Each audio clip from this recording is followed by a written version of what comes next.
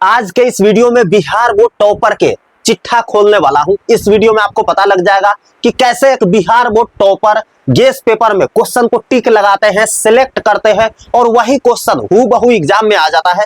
6 secret बताऊंगा जिससे आपको टॉपर के बारे में पता लग जाएगा कि अच्छा टॉपर ऐसे क्वेश्चन सिलेक्ट करते हैं और वही क्वेश्चन एग्जाम में आ भी जाता है। अब देखो गेस पेपर में बहुत सारा क्वेश्चन रहते हैं, इतना मोट गेस पेपर रहता है, कितना क्वेश्चन पढ़ोगे, इससे अच्छा है बुके पढ़ लो, है ना। लेकिन टॉपर उसमें से भी छांट लेता है क्वेश्चन और वो क्वेश्चन एग्जाम में आ जाता है क्योंकि उसको पता होता है कि ये क्वेश्चन है ना रिपीटेड है, बार बार पूछा गया है और ये क्वेश्चन है ना वो ट्रिकी क्वेश्चन है जो चैप्टर के अंदर बहुत बड़ा रोल प्ले कर रहा है, तो यह क्वेश्चन पक्का आने का चांस है। और ऐसे करके कुछ क्वेश्चन सिलेक्ट करते हैं और वो आ भी जाता है। तो चलिए ना क्या ट्रिक है सब कुछ बताएंगे। ये 6 टिप्स को अगर आप जान लिए ना तो सीक्रेट आपको पता लग जाएगा। उसके बाद बिहार बोर्ड के टॉपर देख रहे हो ना, निशु कुमारी आर्ट्स से 479 नंबर लाई थी, है ना। उसके बाद आदित्य प्रकाश साइंस से 481 नंबर लाया था। अदिति कुमारी कॉमर्स से 480 नंबर लाई थी। तो ऐसे करके आप भी अच्छा नंबर ला सकते हो, 400 प्लस तो इजीली आ जाएगा इसको जानने के बाद, क्योंकि गेस पेपर से बहुत ज्यादा क्वेश्चन पूछे जाते हैं बिहार बोर्ड में, है ना। तो आप ध्यान से देखिएगा। यहाँ पे देखिए पहला जो टिप्स है जो टॉपर यूज करते हैं, सोर्स वेरीफाई करते हैं। देखो गेस पेपर में जो क्वेश्चन दिखता है उसको पता लगाओ कि ये क्वेश्चन उठ करके किस चैप्टर से आया है, किस टॉपिक से आया है, क्योंकि उस टॉपिक से अगर क्वेश्चन गेस पेपर में दिया गया है तो वाकई में टॉपिक इंपॉर्टेंट है। कैसे आप वेरीफाई करोगे? तो हर गेस पेपर भरोसे लायक नहीं होता है। देखो गेस पेपर में जो क्वेश्चन होता है ना, जरूरी नहीं है कि उस पर भरोसा करा जाए और उसी से क्वेश्चन आ जाए और वही क्वेश्चन आ जाए, है ना। तो उसमें भी अपना दिमाग यूज करना है, क्योंकि टॉपर मैं बताया हूं ना कि टॉपर इतना मोटा नहीं पढ़ता है ना। वो बुक पढ़ता है, सिलेबस पढ़ता है और गेस पेपर को कुछ चुनिंदा क्वेश्चन देख करके जाता है और वही आ जाता है ना। तो इसीलिए मैं बोल रहा हूँ हर गेस पेपर भरोसे लायक नहीं होता है। ट्रस्टेड या टीचर जो सजेस्ट करे वही बुक को फॉलो करते हैं, है ना, जो भी टॉपर होते हैं। और एक बार वो गेस पेपर खरीद लेते हैं फिर वो कैसे टिक करते हैं। देखो सबसे पहले तो आपको ओरिजिनल गेस पेपर लेना पड़ेगा, ठीक है, ओरिजिनल गेस पेपर लेना पड़ेगा। अब ओरिजिनल गेस पेपर आप कैसे पहचानोगे, कैसे लोगे, किस कंपनी का लोगे, ये हम इस वीडियो के लास्ट में बता देंगे। कैसे आप डुप्लीकेट लेने से बचोगे, क्योंकि डुप्लीकेट में आंसर गलत रहता है, भारी भारी आंसर दे देता है और आप उसी में फंस करके रह जाते हो। और जो टॉपर होता है वो अच्छा सा गेस पेपर सिलेक्ट करता है और उसी को पढ़ करके फाड़ देता है ना। तो देखिए कैसे आप पहला जो है आपको सबसे अच्छा वाला गेस पेपर लेना है जो ट्रस्ट हो, जिसपे जो कंपनी बहुत सालों से बना रही है, सही आंसर सही रिव्यू आ रहा है, उसी का आपको लेना है। बाकी दूसरा पॉइंट आप यहाँ पे देखिए ब्लूप्रिंट से मैच करते हैं। देखिए ब्लूप्रिंट से मैच करने का मतलब गेस क्वेश्चन को एग्जाम पैटर्न और मार्किंग स्कीम से क्रॉस चेक करते हैं। अब देखिए ऐसा तो नहीं है कि गेस पेपर में जो लिखा गया है क्वेश्चन के बगल में लिखा गया होता है कि 2014, है ना, 2018, मतलब इस साल में ये क्वेश्चन पूछा गया है। तो वाकई में आप क्वेश्चन बैंक में जाइए और देखिए कि जो गेस पेपर में फलना क्वेश्चन के बगल में ये जो ईयर लिखा गया है वाकई में इस साल ये क्वेश्चन पूछा गया है ना। तो ऐसे करके आपको वेरीफाई करना है, ब्लूप्रिंट से एक एक क्वेश्चन को वेरीफाई कराना है ताकि पता लग पाए कि सही में ये क्वेश्चन पूछा गया है। तभी तो आप उसको समझोगे कि रिपीटेड क्वेश्चन है, आने का चांस है ना। तो आप इस ईयर को मिलाइए, उसके बाद वो क्वेश्चन को जाकर के वेरीफाई कीजिए कि सही में वो क्वेश्चन आया है कि नहीं। आप आंसर को वेरीफाई कीजिए कि सही में आंसर सही है कि नहीं, तभी उस क्वेश्चन को सिलेक्ट करना है। बाकी आगे हम बताएंगे कि कैसे आप ओरिजिनल क्वेश्चन बैंक सिलेक्ट करोगे, कैसे ओरिजिनल पहचानोगे, मार्केट में बहुत सारा डुप्लीकेट आ रहा है ना।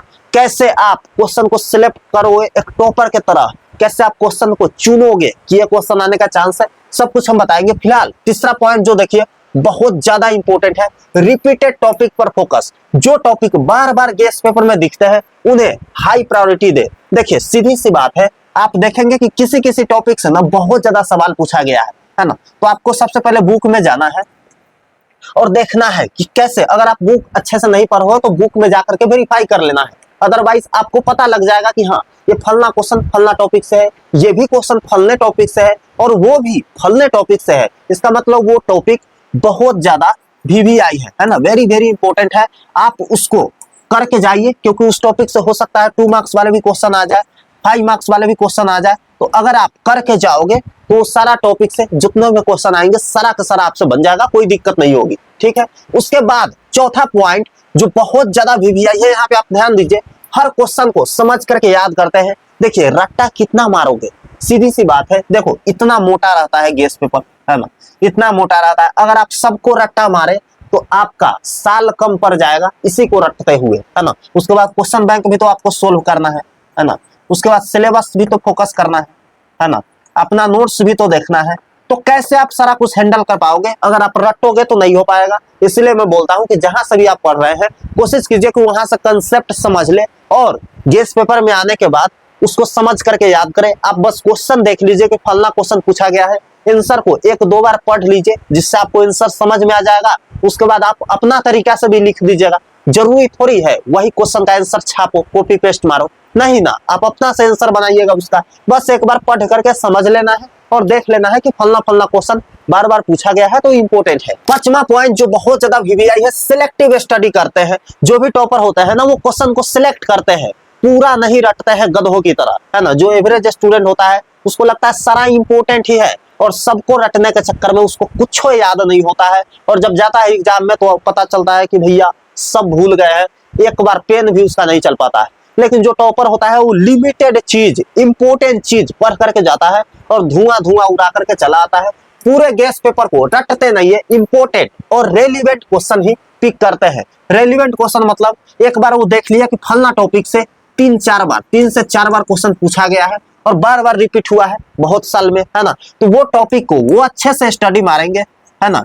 यूट्यूब के थ्रू, गूगल चैट जीपीटी के थ्रू वो अच्छे से स्टडी मारेगा, मास्टर के थ्रू, क्योंकि वो टॉपिक वाकई में इंपॉर्टेंट है। तभी तो बिहार बोर्ड बार बार उससे क्वेश्चन बना रहा है और गेस पेपर में बार बार उससे क्वेश्चन दिया गया है ना। तो वो टॉपिक को वो अच्छे से पढ़ेगा, इसी को बोलते हैं सिलेक्टिव स्टडी। और वैसे क्वेश्चन को पढ़ेगा जो बार बार रिपीट हुआ है ना, बार बार रिपीट हुआ है। अगर वैसे क्वेश्चन को आप पढ़ करके जाइएगा तो सारा क्वेश्चन आपसे बन जाएगा, एग्जाम में कोई दिक्कत नहीं होगा। छठा पॉइंट जो मेरा फेवरेट पॉइंट है, इसको समझिए आप ध्यान से। गेस पेपर को लास्ट वीपन मानते हैं, है ना। स्टार्टिंग से आप गेस बेस के चक्कर में मत रहिए। सबसे पहले आपको सिलेबस पढ़ना है ना। सिलेबस आपको कहां से पढ़ना है भैया? आप ऑफलाइन या ऑनलाइन कहीं से भी आप कोचिंग पढ़ रहे होंगे, है ना। कोई भी मास्टर आपको पढ़ा रहा है वहां पे फोकस कीजिए कि जो मास्टर बोल रहा है ना क्लास के अंदर उसको अच्छे से पढ़ ले, जिससे क्लास में ही आधा से ज्यादा बात आपको याद हो जाएगा। आप क्लास देख रहे हैं, मन कहीं और है तो ज्यादा कुछ समझ में आने वाला नहीं है। आपको फिर दोबारा पढ़ने में बहुत ज्यादा मेहनत करना पड़ेगा। तो स्मार्ट बच्चा जो होता है ना वो पहले बार में कोशिश करता है कि बहुत सारा चीज ग्रैब कर ले, ताकि दोबारा जब इसी चीज को रिवाइज करे ना तो कम मेहनत लगे और चीजें रिकॉल हो कि हाँ फल्ला फल्ला चीज सुने थे, मास्टर बोला था, है ना। तो ध्यान क्लास में रखिए ताकि ज्यादा चीज आप क्लास में याद कर पाइएगा, ज्यादा चीज सुन पाइएगा। तो दोबारा आपको उसी चीज को करने में कम एफर्ट मारना पड़ेगा, है ना। तो ऑफलाइन ऑनलाइन जहां से ही पढ़ रहे हैं कोशिश कीजिए सिलेबस को अच्छे से पढ़े, अच्छे से इससे जान पहचान कर ले, ताकि अंत में गेस पेपर को आप धुआं उड़ा देंगे। 15 से 20 दिन काफी है सारा सब्जेक्ट के लिए। आपको लग रहा होगा भैया 15 से 20 दिन में कैसे गेस पेपर खत्म होगा? सिर्फ आपको क्वेश्चन देखना है मेरे दोस्त, आंसर एक बार पढ़ लेना है, बस हो गया। रटना नहीं है, समझना नहीं है, क्योंकि ऑलरेडी आपको सारा कुछ पता रहेगा। गेस पेपर में आपको केवल जाना है पता करने की कौन कौन सा क्वेश्चन गेस करके दिया गया है। फलना कंपनी का अगर खरीदे है तो, है ना, किस कंपनी का लेना है आगे हम बता रहे हैं, है ना। तो देखिए आपको ये चीज करना है, सिलेक्टिव स्टडी करना है, रटना बिल्कुल नहीं है, समझ करके याद करना है। हो जाएगा, 15 से 20 दिन काफी है। और अंतिम में गेस पेपर पढ़ना है, शुरुआती में सिलेबस पढ़ना है, क्वेश्चन बैंक पढ़ना है। अब बताते हैं कौन कौन सा कंपनी का गेस पेपर सबसे बेहतर है। तो आप यहाँ पे ध्यान से देखिएगा। देखिए मार्केट में बहुत सारा कंपनी है, ब्रिलियंट है ना, ब्रिलियंट है, उसके बाद टारगेट है, उसके बाद यूनिवर्सिटी है ना, उसके बाद ओसवाल है, बहुत सारा कंपनी है, उसके बाद ऑल इन वन है। तो आप किस कंपनी का लीजिएगा? तो देखिए सारा कंपनी का, सारा पब्लिकेशन का गेस पेपर अच्छे होते हैं, नो डाउट, सब बढ़िया है। लेकिन अगर आप देखा जाए तो मैंने ब्रिलियंट का यूज किया था, ब्रिलियंट का पढ़ा था और काफी सारे टॉपर ब्रिलियंट का पढ़ते हैं। काफी अच्छा गेस पेपर होता है, टारगेट का भी बहुत अच्छा होता है, ओसवाल का भी अच्छा होता है, यूनिवर्सिटी का ब्लैक एंड व्हाइट होता है। तो ये वाला में उतना मजा नहीं आएगा, है ना। यूनिवर्सिटी का आप यहाँ पे देख सकते हैं, ये छोटा सा रहता है ना, तो इसमें उतना मजा नहीं आएगा, ब्लैक एंड व्हाइट और काफी कम रहता है। तो मैं कहूंगा कि मेरे पास अभी भी है, नीचे रखा हुआ है टारगेट का, ब्रिलियंट का, ये सब का लीजिएगा तो ज्यादा मजा आ जाएगा, है ना। तो ब्रिलियंट का या टारगेट का, दोनों में से कोई एक ले लीजिए गेस पेपर। आप सब्जेक्टिव के लिए ब्रिलियंट का ले लीजिए और ऑब्जेक्टिव के लिए टारगेट का ले सकते हैं, या कोई भी एक ले लीजिए या दोनों ले लीजिए, मजा आ जाएगा पढ़ने में।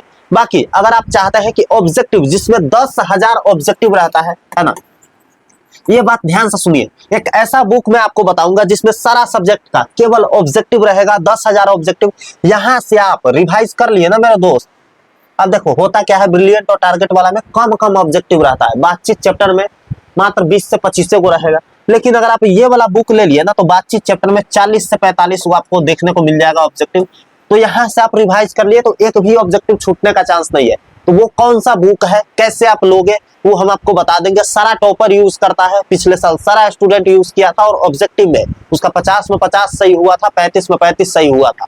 कैसे आप लोगे, नेक्स्ट वीडियो आएगा तो सब्सक्राइब करके रखिए। वो वीडियो बहुत ही जल्दी डालने वाला हूँ, शूट हो गया है, बहुत जल्दी अपलोड हो जाएगी, मजा आ जाएगा वो अगर आप खरीद लिए तो, है ना। सब्सक्राइब करके रखिए, वीडियो पसंद आया हो तो लाइक कर लीजिए। बाकी कमेंट में बताइए किस टॉपिक पे वीडियो बनाया जाए, क्या दिक्कत हो रही है आपको। मिलता है अगले वीडियो में, तब तक के लिए love you all and bye bye.